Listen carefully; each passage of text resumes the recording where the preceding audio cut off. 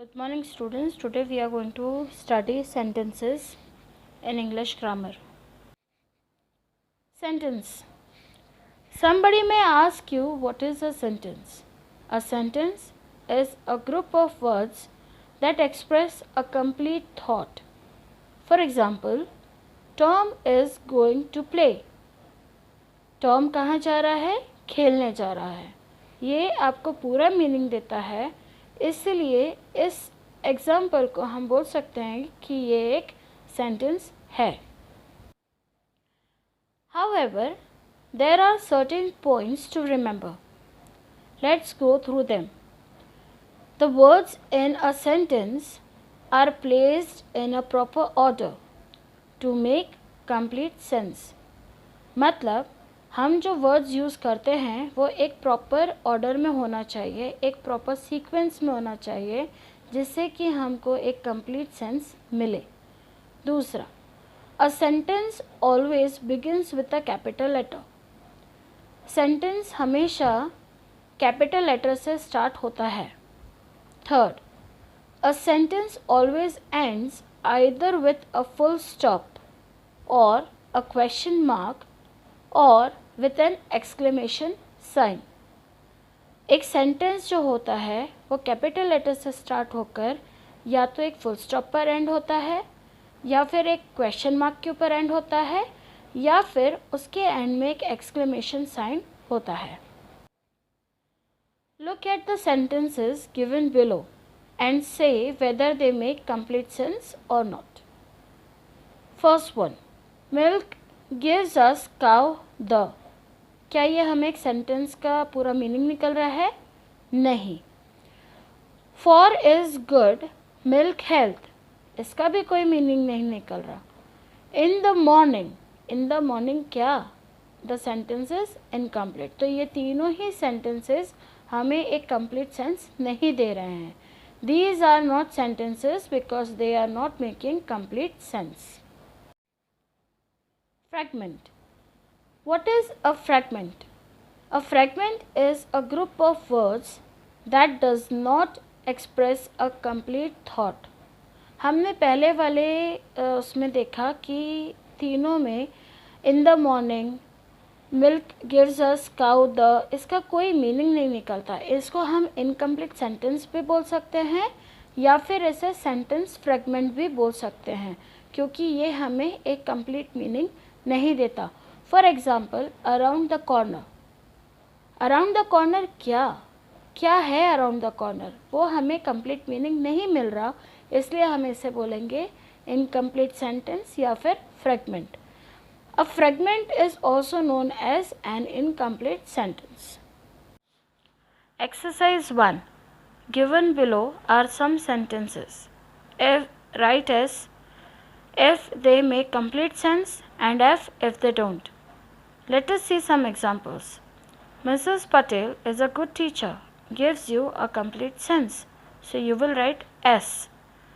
Not well today doesn't give you complete sense, so you will write F. Do the work yourself gives the complete meaning, so you will write S. How are you is asking a question and thus makes a complete sense. You will write S. Basic rules of grammar doesn't give you complete sense. That's why you will write F. You have to finish the exercise. You have to do this in your notebook. Write the question and write S or F at the end of the sentence. This was the end of first part. In the next part, you will learn about the various types of sentences. Sentences are basically of 4 types. Declarative. Declarative को हम assertive भी बोलते हैं या statement भी बोलते हैं. Interrogative, where we ask questions. Exclamatory, जहाँ पे हम exclamation sign का यूज़ करते हैं. Imperative, जहाँ पे हम कमांड देते हैं. अब हम इन सबके बारे में डिटेल में पढ़ेंगे. Declarative sentence. A declarative sentence is a sentence that forms a statement. It ends with a period. Period मतलब full stop. For example, I went to the amusement park yesterday is a statement. Interrogative sentence. An interrogative sentence is a sentence that forms a question. It ends in a question mark. एक interrogative sentence एक question sentence भी कहलाया जाता है. ये आपसे एक सवाल पूछता है, इसके एंड में हम फुल स्टॉप नहीं बल्कि एक क्वेश्चन मार्क लगाते हैं. For example, why is 2 wrong. हमने देखा W इज़ कैपिटल जबकि एंड में फुल स्टॉप की जगह क्वेश्चन मार्क है. So this is a interrogative sentence. Can you log me in your laptop is a interrogative sentence. Imperative sentence. An imperative sentence is a sentence that makes a command or a request. It sometimes end with a period, or sometimes it can also end with a exclamation mark. Let us see the example. एक imperative sentence जो होता है वो हमें command या request दे रहा होता है. ये कभी full stop या तो कभी exclamation sign के साथ में end होता है. Go to bed now. देख गो टू बेड नाउ के बाद में उसने एक्सक्लेमेशन साइन यूज़ किया है. Go close the door Jimmy, full stop. So हमने दोनों ही एग्जांपल्स देखी. दोनों एग्जांपल्स क्या हैं, हमें कमांड दे रहे हैं या तो फिर रिक्वेस्ट बता रहे हैं, इसलिए ये इम्पेरेटिव सेंटेंस या फिर कमांड सेंटेंसेस कहे जाते हैं. Exclamatory. An exclamatory sentence is a sentence that is said with strong feeling or emotions, always ends with an exclamation mark. For example, what a shame. Exclamatory sentences वो होते हैं जो कि एक strong emotion या feeling के साथ बोले गए वाक्य होते हैं. वो हमेशा एक full stop के साथ नहीं बल्कि एक exclamation mark के साथ end होते हैं. Let us see some exercises. Here is another set of exercises which you have to do in your textbook. इसके पहले वाली एक्सरसाइज हमने नोटबुक में की थी. अब हम ये वाली एक्सरसाइज किस में करेंगे, टेक्स्ट बुक में. Let us see the exercises. Use these words in sentences of your own. 4 sentences for each word. 1 sentence each of assertive, interrogative, imperative, exclamatory kind. For oral practice. But हम यहाँ पे oral practice नहीं, हम यहाँ पे written practice करेंगे. मतलब क्या है कि आपको हर एक वर्ड के लिए 4 सेंटेंसेस बनाने हैं. असर्टिव यानी डिक्लेरेटिव सेंटेंस होना चाहिए, इंट्रोगेटिव बनना चाहिए, इम्पेरेटिव सेंटेंस होना चाहिए और एक्सक्लेमेटरी सेंटेंस होना चाहिए. सो आप टोटली ये होमवर्क में करेंगे अपनी नोटबुक में. और यहाँ पे 5 क्वेश्चन है तो 5 4 are 20. सो आप इन ऑल 20 क्वेश्चंस फ्रेम करेंगे. तो एन्जॉय वर्ड है तो एन्जॉय वर्ड से ही आप एक डिक्लेरेटिव सेंटेंस बनाओगे, एक इंटरोगेटिव सेंटेंस बनाओगे, एक इम्पेरेटिव सेंटेंस बनाओगे और एक एक्सक्लेमेटरी सेंटेंस बनाएंगे. ठीक है. Okay, let us see another example, another exercise. Sorry. Right S for assertive और इंट्रोगेटिव के लिए IN, IM फॉर इम्पेरेटिव और EX for exclamatory. Now this exercise is already been done for you. Answers आपको दिए हुए हैं. आपको सिर्फ ये क्वेश्चंस अपने नोटबुक में नहीं बल्कि अपने टेक्स्ट बुक में करना है. Exercise H you will do in notebook, exercise I you will do in your text book. Copy the answers in your text book. All right students, exercise 3 is also done for you. Do the given exercise in your textbook. Again in your textbook you have to write the answers. Copy the answers given in your textbook.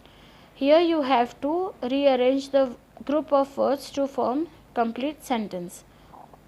Also you have to write whether they are exclamatory, assertive, interrogative or imperative sentences. Okay. Exercise 4. Again you have to do in your textbook. Those who doesn't have textbook will do in their notebook. You have to copy the answers in your textbook. This is exercise D of your textbook. In exercise 5, you will do this exercise again in your textbook, but this is homework for you because all the answers are not given to you. Exercise E, here you will see that you have to change these groups of words into meaningful sentences by adding some words to them. One question is done for you. Second one, switch. This is a command. So what you will write, you have to add the words from your pocket. आपको अपनी मर्जी से अपने words लगाने हैं और sentence को meaningful construction देना है. Switch off the fan. Full stop. This is a command. The teachers are what? The teachers are helpful. The teachers are friendly. The teachers are good. The teachers are resourceful. आप कोई भी word इसमें लगा के या group of words लगा के sentence finish कर सकते हैं. In exercise F, the answers are already given to you, so you will do in your textbook. Simply copy them. जहाँ पर आपको कैपिटल लेटर दिया हुआ है वो ऑलरेडी ओवर रिटन किया हुआ है. आपको भी अपनी टेक्स्ट बुक में इसी तरीके से करना है. फुल स्टॉप लगाना है और सर्कल करना है वो लेटर जो कि कैपिटल होगा. हमने यहाँ पे कैपिटल सर्कल करने की बजाय हमने कैपिटल ही लिख दिया है, तो आपको भी कैपिटल ही लिखना है. ओके. सिमिलरली वो जो पीछे पैराग्राफ हमने देखा था ये उसका ही पार्ट है. आपको ये आंसर्स अपने टेक्स्ट बुक में कॉपी करने हैं. That's all for today. If you have any doubt, we will discuss your doubts and solve the queries between 6 p.m. to 7 p.m. today in the evening.